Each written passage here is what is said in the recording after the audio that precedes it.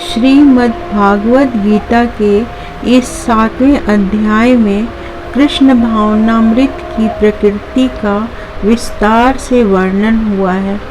कृष्ण समस्त ऐश्वर्यों से पूर्ण हैं और वे इन्हें किस प्रकार प्रकट करते हैं, इसका इस अध्याय में वर्णन है। इस अध्याय में श्री कृष्ण अर्जुन से कहते हैं कि मैं तुमसे पूर्ण रूप से व्यवहारिक तथा दिव्य ज्ञान कहूँगा। इसे जान लेने पर तुम्हें जानने के लिए और कुछ भी शेष नहीं रहेगा। अनगिनत असंख्य मनुष्यों में से कोई एक सिद्धि के लिए प्रयत्नशील होता है और इस तरह सिद्धि प्राप्त करने वालों में से कोई विरला ही मुझे वास्तव में जान पाता है।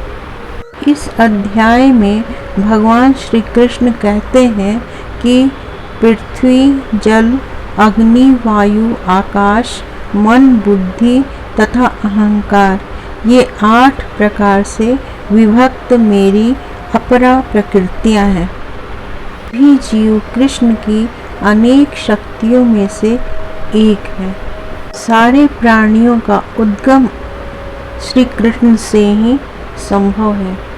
इस जगत में जो कुछ भी भौतिक तथा आध्यात्मिक है, उसकी उत्पत्ति तथा प्रलय सबके कारण श्री कृष्ण ही हैं।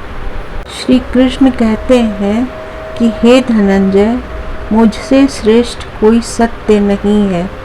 जिस प्रकार मोती धागे में गूंथे रहते हैं, उसी प्रकार सब कुछ मुझ पर ही आश्रित है।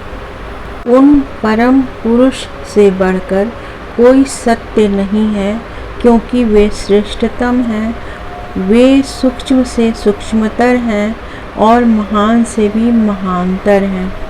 वे मूक वृक्ष के समान स्थित हैं और दिव्य आकाश को प्रकाशित करते हैं। इस प्रकार वृक्ष अपनी जड़ें फैलाता है, वे भी अपनी विस्तृत शक्तियों का प्रसार करते हैं।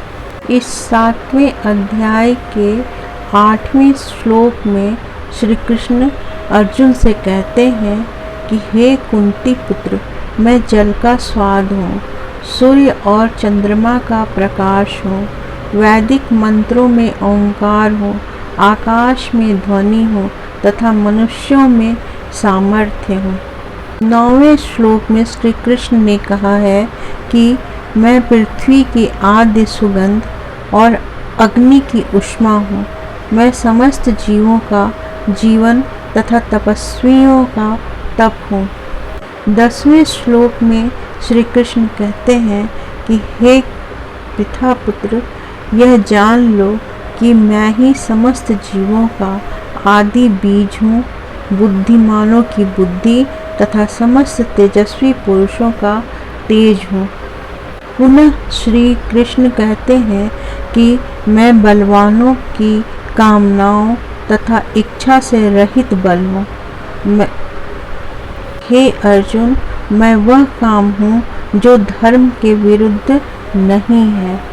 तुम जान लो कि मेरी शक्ति द्वारा सारे गुण प्रकट होते हैं, चाहे वे मनोगुण हो, रजोगुण हो या तमोगुण हो। एक प्रकार से मैं सब कुछ हूँ, किंतु स्वतंत्र। मैं प्रकृति के गुणों के अधीन नहीं हूँ, अपितु वे मेरे अधीन हैं। तीनों गुणों सत्व, रजो, तमो के द्वारा मोहग्रस्त यह संसार मुझ गुणातीत तथा अविनाशी को नहीं जानता। प्रकृति के इन 3 गुणों वाली इस देवी शक्ति को पार कर पाना बहुत ही कठिन है, किंतु जो मेरे शरणागत हो जाते हैं, वे सरलता से इसे पार कर जाते हैं। ईश्वर की शक्तियाँ अनंत हैं और ये सारी शक्तियाँ दैवी हैं। यद्यपि जीवात्माएं उनकी शक्तियों के अंश हैं, अतः दैवी हैं, किंतु भौतिक शक्ति के संपर्क में रहने से उनकी पराशक्ति आच्छादित रहती है। इस प्रकार भौतिक शक्ति से आच्छादित होने के कारण मनुष्य उसके प्रभाव का अतिक्रमण नहीं कर पाता। श्री कृष्ण माया के अधीश्वर होने के नाते इस दुर्लंघ शक्ति को आदेश दे सकते हैं कि बद्ध जीव को छोड़ दे। अतः माया के बंधन से मुक्त होने का एकमात्र साधन है भगवान के चरण कमलों की शरण ग्रहण करना।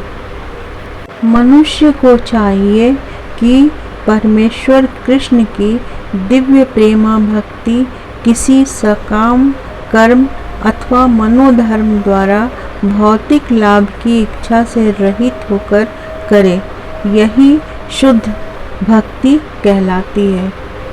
श्री कृष्ण कहते हैं कि जो परम ज्ञानी है और शुद्ध भक्ति में लगा रहता है वह सर्वश्रेष्ठ है, क्योंकि मैं उसे अत्यंत प्रिय हूँ और वह भी मुझे प्रिय है।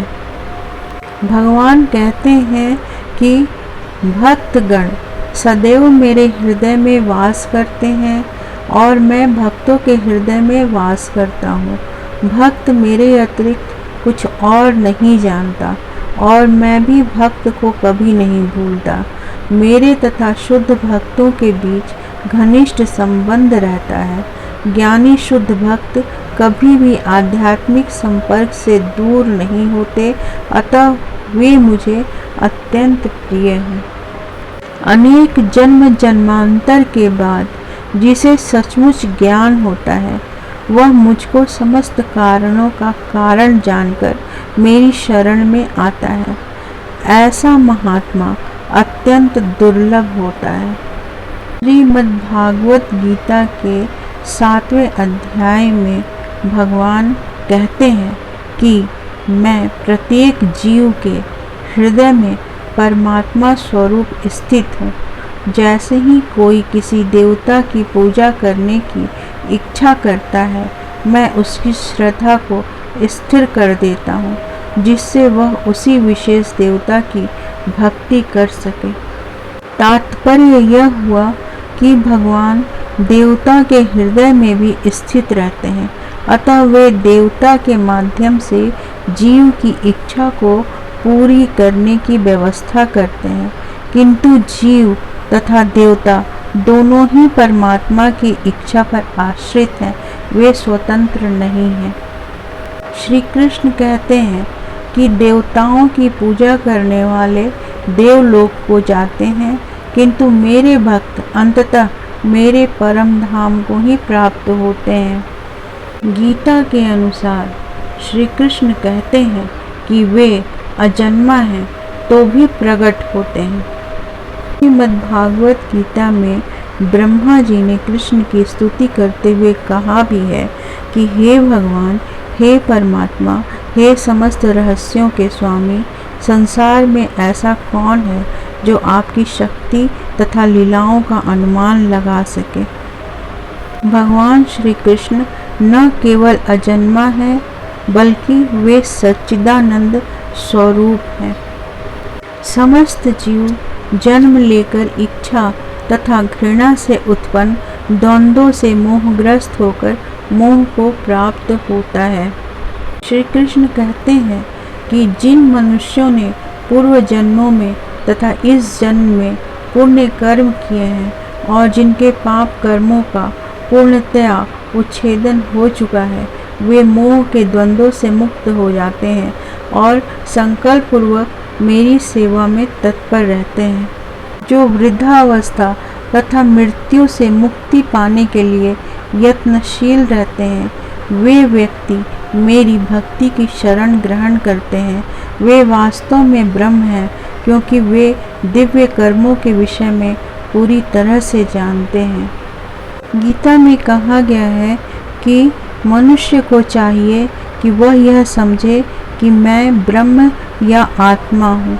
जीवन का यह ब्रह्म बोध ही भक्ति है। शुद्ध भक्त ब्रह्म पद पर आसीन होते हैं और वे दिव्य कर्मों के विषय में सब कुछ जानते रहते हैं। श्री कृष्ण कहते हैं कि जो मुझ परमेश्वर को मेरी पूर्ण चेतना में रहकर मुझे जगत का, देवताओं का तथा समस्त यज्ञ विधियों का नियामक मानता है, वो अपनी मृत्यु के समय में भी मुझ भगवान को जान और समझ सकता है। इस प्रकार से श्रीमद् भागवत गीता का यह 7वां अध्याय यह बताता है कि कोई किस प्रकार से पूर्णतया कृष्ण भावना भावित हो सकता है। कृष्ण भावना का शुभारंभ ऐसे व्यक्तियों के सानिध्य से होता है जो कृष्ण भावना भावित होते हैं। जो व्यक्ति वास्तव में कृष्ण भावनामृत से परिपूर्ण है, वह विभिन्न विधियों की परवाह नहीं करता। वह सीधे कृष्ण भावनामृत के कार्यों में प्रवृत्त रहता है और उसी से भगवान कृष्ण के नित्य दास के रूप में अपने स्वाभाविक स्थिति को प्राप्त करता है। ऐसी अवस्था में वह मनुष्य शुद्ध भक्ति में परमेश्वर के सानिध्य की अनुभूति प्राप्त करता है। भगवत गीता का यह 7वां अध्याय का सारांश संपूर्ण हुआ।